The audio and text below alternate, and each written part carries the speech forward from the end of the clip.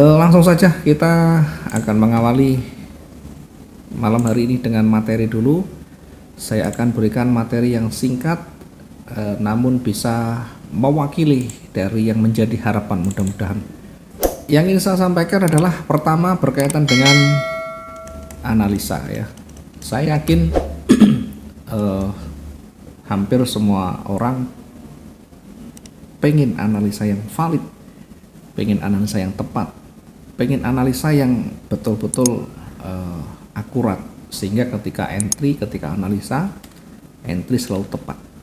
Tetapi diingat, saya disclaimer dulu, ini bukan satu-satunya fokus. Analisa yang kita sampaikan ini hanya untuk membantu kita untuk mendapatkan, jadi fungsinya untuk membantu mendapatkan peluang dan probabilitas. Analisa ini hanya sifatnya membantu mendapatkan peluang dan probabilitas tingkat kemungkinan yang besar. Jadi jangan pernah berpikir analisa selalu tepat. Kalau yang ada di benak kita, mindset kita masih berpikir analisa itu harus valid, harus tepat dan akurat, maka saya pastikan akan sulit mendapatkan konsisten profit kita, bahkan bertahan pun akan sulit. Maka sekali lagi di awal saya disclaimer dulu, biar tidak fokus pada analisa.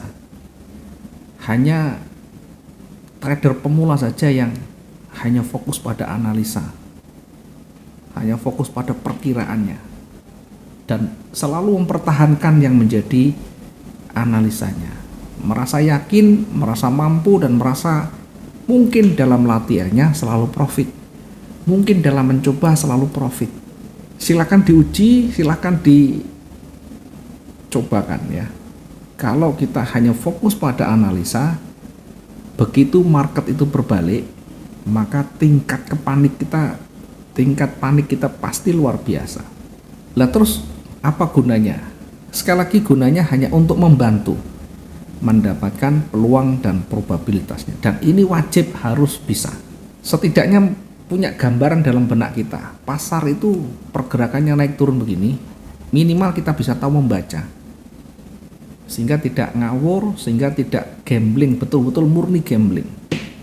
Ada perhitungan di sana, ada ilmu yang kita betul-betul pelajari.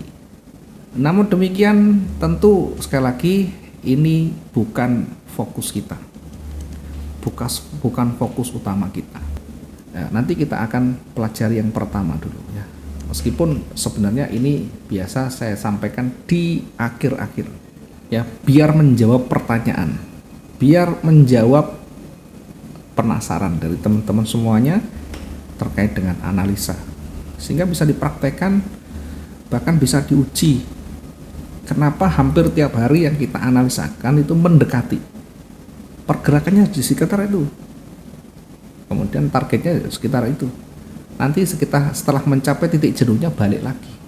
Nah, itu pentingnya juga nanti mempelajari analisa. Tetapi sekali lagi bukan satu-satunya fokus untuk kita nanti menjadikan analisa ini sebagai dasar utama.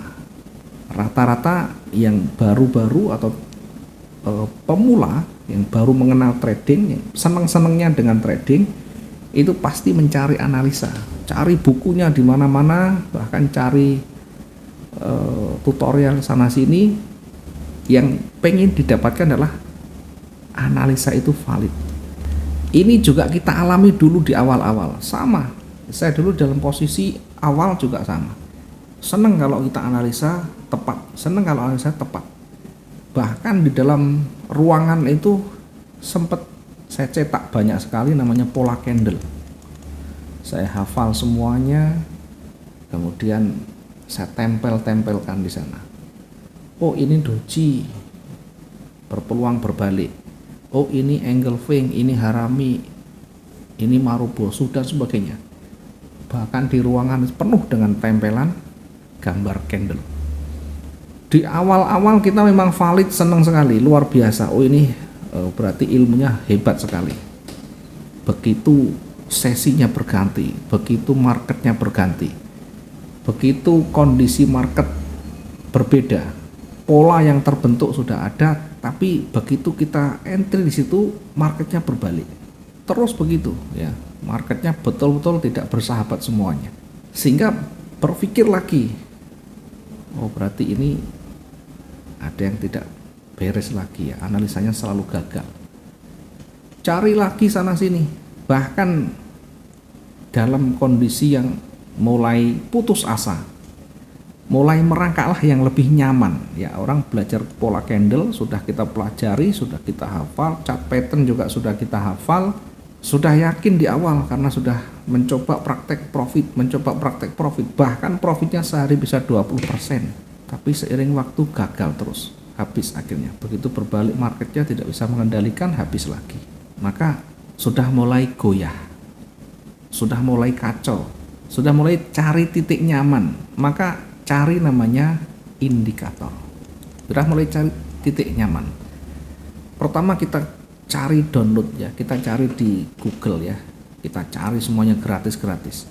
Kita terapkan 1-2 kali oke, berikutnya gagal lagi. Sehingga jatuhlah pada penawaran di sana. Di luar sana banyak penawaran, indikator yang banyak sekali. Ya, saya tidak menyebut semua indikator buruk ya. Hanya saja pengalaman kita dengan seperti itu, saya coba semua beli sana sini indikator itu, akhirnya yang kita dapatkan tetap shock. Kenapa? Karena dasarnya, pondasinya belum kuat. Saya tidak menyalahkan indikator, tetapi proses itulah yang harus kita jalani. Karena dengan kita belajar banyak itulah kita tahu semuanya. Dari indikator macam-macam sudah kita coba, tetap membuat kita bimbang di dalam memutuskan entry kita. Maka muncul yang paling lebih nyaman lagi di atasnya ini, cari-cari browsing sana sini karena sudah mulai pusing, sudah mulai tidak ketemu, maka berlangganan ganti, beli signal ya. Sekarang ganti lagi, jadi tinggal mengikuti saja. Hari ini sell now, buy now di titik sekian, harga sekian, nanti TP sekian, SL sekian, ini euro USD, pound sterling USD dan sebagainya. Ya pagi dikasih, bayar tiap bulan. Sekali lagi saya juga tidak menganggap signal itu buruk ya, tetapi pengalaman tentu yang kita jalani memberikan petunjuk bahwa kita tidak cocok dengan di sana. Karena yang paling penting adalah kita harus memahami secara mandiri. Mungkin signal ini cocok bagi yang mereka yang memberikan atau mereka yang membuat, tapi belum tentu cocok buat kita.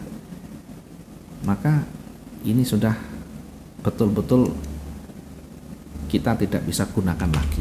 Sampai pada puncaknya kita melihat berbagai iklan di sana sini, di berbagai media, muncullah namanya robot trading. Siapa yang tidak tertarik? Bangun tidur profit, jalan-jalan bisa dibayar, kita belanja, kita santai, semuanya sudah ada yang biayai. Dari mana? Dari robot yang sudah berjalan otomatis. Bahkan sewa server, tidak perlu buka laptop, tidak perlu buka komputer, cukup kita setting, kita bayar dengan robot trading itu, masukkan dana kita, setiap hari sudah jalan otomatis. 3 bulan pertama luar biasa, bahkan menganggap kalau seperti ini terus saya pasti cepat mengumpulkan pundi-pundi. Bertahan 3 bulan, setelah itu ambruk lagi, jatuh lagi. Sudah putus asa, sudah putus asa dan habis semuanya, tinggal penasaran. Penasaran yang belum terjawab itu apa? Kenapa bisa selalu gagal? Padahal di luar sana juga ada yang berhasil, betul-betul ada yang berhasil. Maka belajar mulai dari nol lagi. Belajar murni dari candle.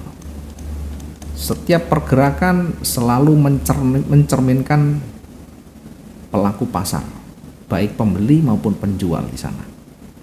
Sehingga di situ kita mulai betul-betul mendalami. Jadi fasenya begitu, ya. Jadi kalau ada yang mereka yang jatuh karena robot trading, ini bukan hal baru ya. Kita di 2005, 2006 itu sudah ada. Memang robot ada yang bertahan lama, dia bisa lebih dari 5 tahun. Tapi bukan robotnya, tapi sistemnya. Dia membuat jaringan, dia membuat piramid, membuat multi level, sehingga yang diperdagangkan adalah jaringan. Maka jangan pernah percaya 100% dengan robot trading yang menjanjikan setiap hari bisa menghasilkan uang tanpa harus bekerja. Kita sudah pengalaman panjang, bahkan baru-baru terakhir ini kan banyak sekali korban robot trading. Bahkan nilainya bisa triliunan dari siklus robot ini.